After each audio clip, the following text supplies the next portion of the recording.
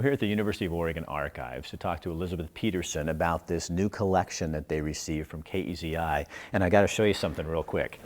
These books, these were the Bibles when I was back in the day at KEZI. We'd run into the back room and we would be going through these to find the video for stories that we'd put on the air. So, in some ways, Elizabeth, what's fun for me is this is kind of like my life, and you guys have it.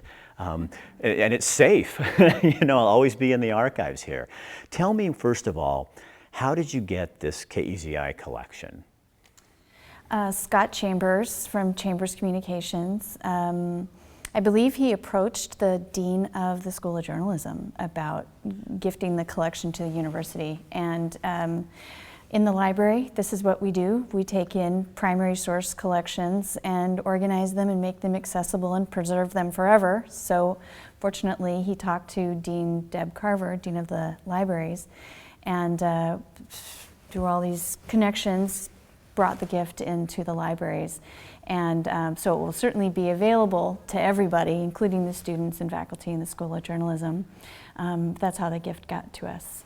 So, in terms of nationwide, local news content like this, historical records of local news, even though it's only 10 or 20 or 50 years old, we're losing them.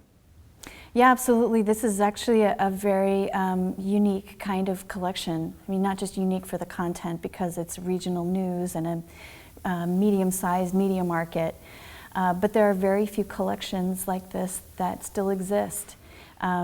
And that have this kind of chronological scope and are this intact. There's really, I know of fewer than 10 that still exist around the country. So the Chambers doing this was pretty foresightful. Oh yes, especially since they've since sold the business. I'm so grateful that Scott Chambers and his siblings had the foresight to give us the rights to the material, which rarely happens at all, where the repository gets the copyright to the material, because it allows us to make this freely available to whoever needs it. We try to recoup our costs through use fees, just for our staff time and transfer costs, but we don't have to then pay a rights holder in addition to that, or the user doesn't have to track down a rights holder.